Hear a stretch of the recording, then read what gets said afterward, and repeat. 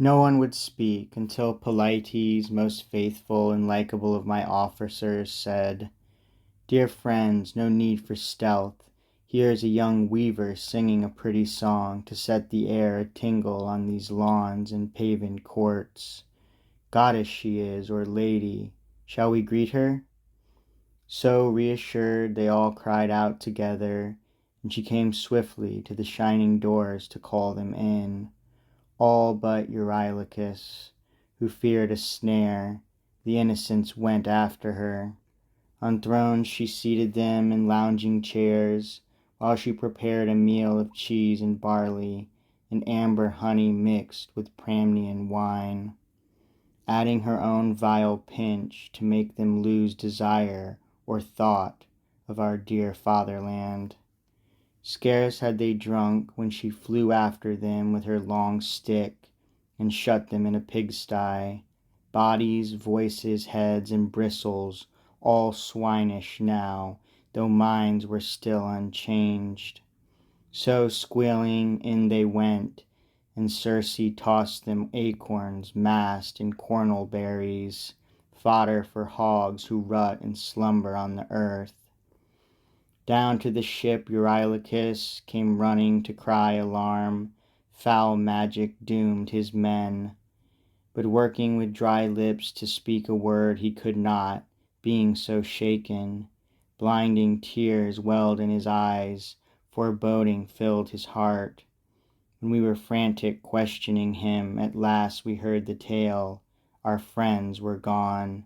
Said he, "We went up through the oak scrub where you sent us, Odysseus, glory of commanders, until we found a palace in a glade, a marble house on open ground, and someone singing before her loom a chill, sweet song. Goddess or girl we could not tell. They hailed her, and then she stepped through shining doors and said, 'Come, come in.' Like sheep they followed her, but I saw cruel deceit, and stayed behind. Then all our fellows vanished, not a sound and nothing stirred, although I watched for hours. When I heard this, I slung my silver-hilted broadsword on, and shouldered my long bow, and said, 'Come, take me back the way you came.'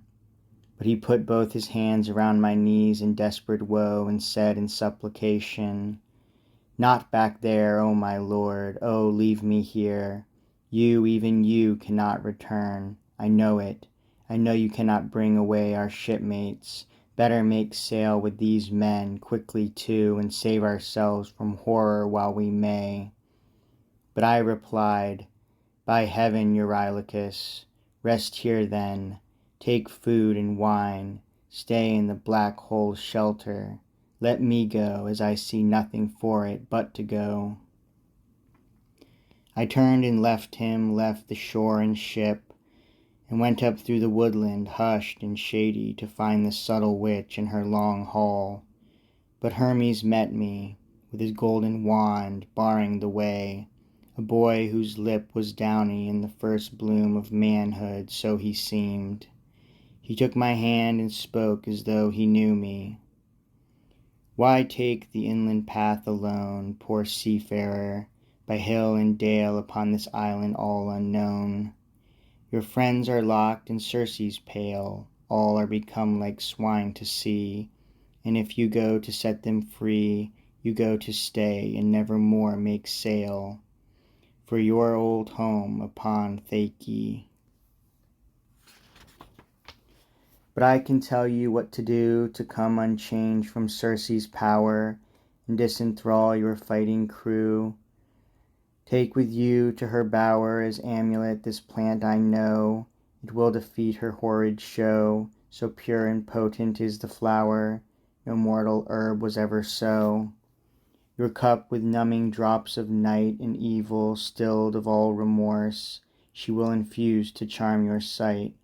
But this great herb with holy force will keep your mind and senses clear, when she turns cruel coming near, with her long stick to whip you out of doors. Then let your cutting blade appear. Let instant death upon it shine, and she will cower and yield her bed, a pleasure you must not decline, so may her lust and fear bestead you and your friends, and break her spell, but make her swear by heaven and hell no witch's tricks, or else your harness shed, you'll be unmanned by her as well. He bent down glittering for the magic plant and pulled it up, black root and milky flower, a moliu in the language of the gods, fatigue and pain for mortals to uproot. But gods do this and everything with ease. Then toward Olympus through the island trees Hermes departed, and I sought out Circe, my heart high with excitement, beating hard.